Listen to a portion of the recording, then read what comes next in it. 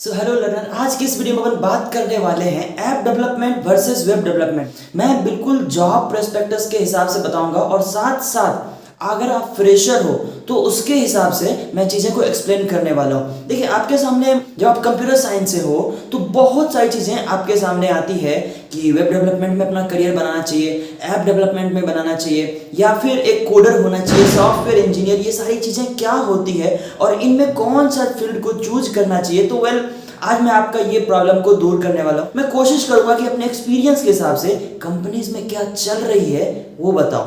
सबसे पहले बात करते हैं वेब डेवलपमेंट की। तो आज के टाइम में पूरा ग्लोबली, ना कि सिर्फ इंडिया में, पूरा ग्लोबली जितने भी आईटी सेक्टर्स के चीजें हैं, थोड़ी थोड़ी हर जगह वेब डेवलपमेंट का यूज किया जाता है, इंटरनली एक्सटर्नली। चाहे किसी कंपनी की बात करें तो उसके इंटरनली जो टूल्स होते हैं वो सारा का सारा एक वेबसाइट होता है।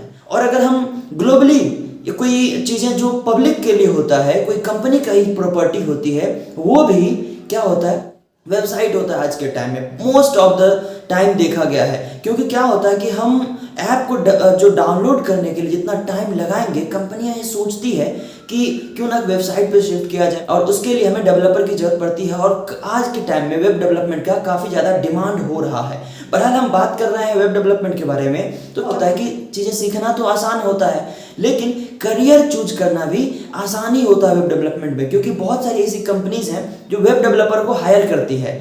और उससे बड़ी बात तो हम बड़ी कंपनी की अगर बात करें, जैसे माइक्रोसॉफ्ट, गूगल, ऐसी ऐसी कंपनीज की अगर बात करें ना, तो ये डिपेंड नहीं करता, मैटर नहीं करता वेब डेवलपर हो या ऐप डेवलपर हो, ये हायर करती है सॉफ्टवेयर इंजीनियर या फिर सॉफ्टवेयर डेवलपर। अब ये क्या होता है, जिनको कोडिंग का सबसे ज़्यादा नॉलेज होता है। मैं हमेशा हर वीडियो में आपको बताता रहता हूँ कि कोडिंग, आप कॉम्पिटिटिव प्रोग्रामिंग करिए, और ये इसलिए भी करिए ताकि आपको बड़ी कंपनी में जाने का एक अच्छा खासा मौका मिल सके। तो इसलिए कोडिंग और कॉम्पिटिटिव प्रोग्रामिंग ये तो मैटर करता ही करता है। साथ ही साथ वेब डेवलपमेंट का डिमांड बहुत ज़्यादा है, सप्लाई ज़्यादा है, डिमांड भी ज़्यादा है, तो इसकी सैलरी थोड़ी सी ऐप डेवलपमेंट के कंपैरिजन में थोड़ी सी कम होती है। अब कम क्यों होती है? क्योंकि डिमांड ज़्यादा है, सप्लाई भी ज़्यादा है, दोनों चीज़ एक साथ है। अब बात करते हैं थोड़ी सी ऐप डेवलपमेंट के बारे में। मैं बहुत सारी चीज़ें वेब डेवलपमेंट के बारे में और भी बताने वाला हूँ। ऐप डेवलपमेंट के बारे में बात करते हैं तो क्या होता है कि इंडिया में ऐप डेवलपर का बहुत ज़्यादा यूज है, डिमांड भी है, पर सप्लाई कम है। लोग ऐप डेवलपमेंट कम सीख रहे हैं। आई डोंट नो व्हाई, क्योंकि क्या होता है, चीज़ें बहुत टफ लगती है, क्योंकि आप पाइथन से इजीली ऐप डेवलप नहीं कर सकते। तो उसके लिए आपको जावा या कोटलिन जैसे प्रोग्रामिंग लैंग्वेज सीखनी पड़ती है। अगर iOS की बात करें तो उसके लिए स्विफ्ट सीखनी पड़ती है। और मार्केट में डिमांड ज़्यादा है लेकिन सप्लाई कम है, क्योंकि अगर आप ऐप डेवलपमेंट में अपना करियर बनाना चाहते हो तो सबसे पहले वेरी फर्स्ट आपके पास एक स्पेसिफिकेशन की कंप्यूटर होनी चाहिए या लैपटॉप होनी चाहिए, जिसका अच्छा रैम हो, जो महंगी आती है। ये सब ऐप डेवलपमेंट के लिए जब आप उसके लिए खरीदोगे ना, जिसका रिक्वायरमेंट हो अच्छा खासा, तो कंप्यूटर या लैपटॉप आपको महंगी पड़ जाती है। और बहुत से लोग यहीं पे गिव अप कर देते हैं कि यार उससे बेस्ट तो हमारा वेब डेवलपमेंट है जी, फोन में भी सीख लेंगे। ये चीज़ें हो जाती है। तो सैलरी लेकिन ज़्यादा है, अब क्योंकि डिमांड ज़्यादा है, सप्लाई कम है, तो सैलरी वेब डेवलपर के कंपैरिजन में ज़्यादा है। लेकिन अगर मैं इंडिया के पर्सपेक्टिव से बात करूँ ना, तो 96% डेवलपर्स जो एंड्रॉयड डेवलपमेंट को चूज करते हैं, और 4% ऐसे डेवलपर्स हैं जो iOS को चूज करते हैं। दो सीन आपके पास क्रिएट होता है, एंड्रॉयड डेवलपमेंट और iOS डेवलपमेंट। iOS डेवलपमेंट के लिए बहुत कम डेवलपर्स हैं, लेकिन एंड्रॉयड के लिए 96% है, अगर एक ऐप डेवलपमेंट के सिनेरियो से देखा जाए तो। वही वेब डेवलपमेंट का बहुत ज़्यादा है, राइट। तो अगर आपके पास करियर चूज करने का ऑप्शन आता है कि whether you have to choose app development, web development, कौन सी फील्ड को चूज करनी चाहिए, किसमें जानी चाहिए, तो आप ना सबसे पहले वेब डेवलपमेंट सीखो। अब क्या होता है कि जब आप ऐप डेवलपमेंट सीखते हो ना, तो आपको बहुत सारी चीज़ों का सामना करना पड़ता है और चीज़ें टफ लगने लगती है, क्योंकि स्टार्टिंग से ही आपको वास्ट चीज़ें दिखने लगती है। जावा जैसे प्रोग्रामिंग लैंग्वेज का सामना करना पड़ना, कोटलिन का सामना करना पड़ना, ये सब काफ़ी डिफिकल्ट लगता है स्टार्टिंग में। लेकिन हाँ, जितना आप मेहनत करते हो ये आपको उल्टा देती है। चाहे आप अभी मेहनत कर रहे हो तो कल को आपको उसके बदले मिलेगी चीज़ें। लेकिन आप करियर अभी स्टार्ट कर रहे हो ना, तो वेब डेवलपमेंट से स्टार्ट करिए। वेब डेवलपमेंट का फायदा ये है कि बहुत छोटे छोटे चीज़ों से आप सीखना स्टार्ट करते हो, और पर्टिकुलर उस फील्ड में या फिर ये करो सॉफ्टवेयर डेवलपमेंट में आपका इंटरेस्ट आना शुरू हो जाता है, क्योंकि क्रिएटिविटी वहीं से स्टार्ट होती है। वहाँ आप खुद के लिए पोर्टफोलियो जनरेट करते हो, खुद के लिए प्रोजेक्ट जनरेट करते हो, तो आपकी क्रिएटिविटी बढ़ने लगती है बिना किसी टास्क का।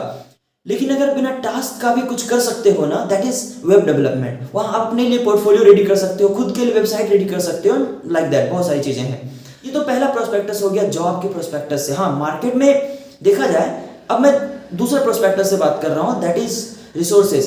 क्या होता है कि आप जब वेब डेवलपमेंट सीखना स्टार्ट करते हो तो यूट्यूब, गूगल, अब बहुत सारे यूडीमी हो गया, ऐसे प्लेटफॉर्म है जहाँ पर इजिली फ्री में कोर्सेज अवेलेबल होते हैं जो आप सीख सकते हो। पीडीएफ्स हैं, सबके बहुत सारे रिसोर्सेज हैं। लेकिन वही ऐप डेवलपमेंट की बात करें ना, तो इजीली अवेलेबल नहीं है। और यूट्यूब पे कोई आधे अधूरे कोर्स आपको सिखाते हैं, उसके बाद वो भी अपने वेबसाइट के थ्रू या अपने प्लेटफॉर्म के थ्रू कोर्स आपसे सेल करते हैं, जो कि आप खरीदते नहीं। मतलब क्योंकि खरीदोगे भी ना तो आपको समझ में कम आएगी चीज़ें, क्योंकि आपने जस्ट स्टार्ट किया है अपने करियर को। और दूसरी बात बताऊं, ऐप डेवलपमेंट का जो मार्केट में कम ज़्यादा डिमांड तो है पर कम सप्लाई है।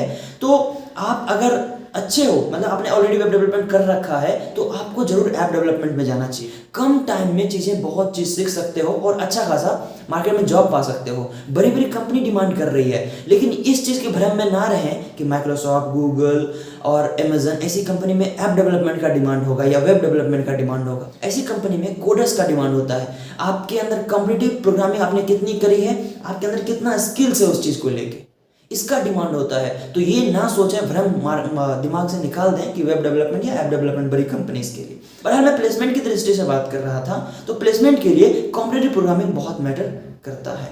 तो वेब डेवलपमेंट, ऐप डेवलपमेंट, आपको क्या चूज करना चाहिए? अगर आप ऐप डेवलपमेंट चूज करें तो नो डाउट आपकी अच्छी पैकेज उसमें भी लगने वाली है। लेकिन एक बात बताऊं, एज अ फ्रेशर कम डिमांड है ऐप डेवलपमेंट की। शायद आपको बिलीव हो या ना हो, कम डिमांड है। अनटिल अनलेस अगर कंपनी डायरेक्ट आपके कॉलेज में ऐप डेवलपर के लिए आती है तो अलग बात है, लेकिन ऐप डेवलपमेंट का एज अ फ्रेशर डिमांड कम है। लेकिन अगर मैं बात करूं 1, 2, 3 साल, 4 साल एक्सपीरियंस वालों का, काफी ज्यादा डिमांड है। जब कोई कंपनी सोचती है कि हमें ऐप डेवलपर चाहिए, तो वो सोचती है कि 2, 3, 4, 5 साल का एक्सपीरियंस वाला बंदा। ये मार्केट, जब वेब डेवलपमेंट का डिमांड होता है तो लोग फ्रेशर को भी हायर कर लेते हैं, even second year, third year intern को भी हायर कर लेते हैं। लेकिन जब बात आती है ऐप डेवलपमेंट की, तो लोग एक्सपीरियंस को खोजते हैं। तो अपना टाइम मत गंवाएं। अगर आप ऑलरेडी वेब डेवलपमेंट आपने कर रखी है, तब आप ऐप डेवलपमेंट करिए और फिर जाके आप अच्छा कुछ कर सकते हो। लेकिन कॉम्पिटिटिव प्रोग्रामिंग फिर भी सारे सिनेरियो में म्यूचुअल है, वो आएगा ही आएगा, क्योंकि उससे आपका लॉजिकल स्किल्स देखा जाता है। तो सैलरी भी अच्छी है, सारा कुछ अच्छा है। पर वेब डेवलपमेंट क्रिएटिविटी को बढ़ाता है, आपको इंटरेस्ट दिलाता है उस पर्टिकुलर फील्ड में जाने के लिए। तो यार यही डिफरेंस था। अब आपकी मर्जी है, जो आप वेब डेवलपमेंट चूज कर सकते हो, ऐप डेवलपमेंट चूज कर सकते हो, it's all up to you. तो आज के लिए इतना ही, फिर मिलते हैं किसी और वीडियो में। तब तक के लिए have a good day, see you, bye.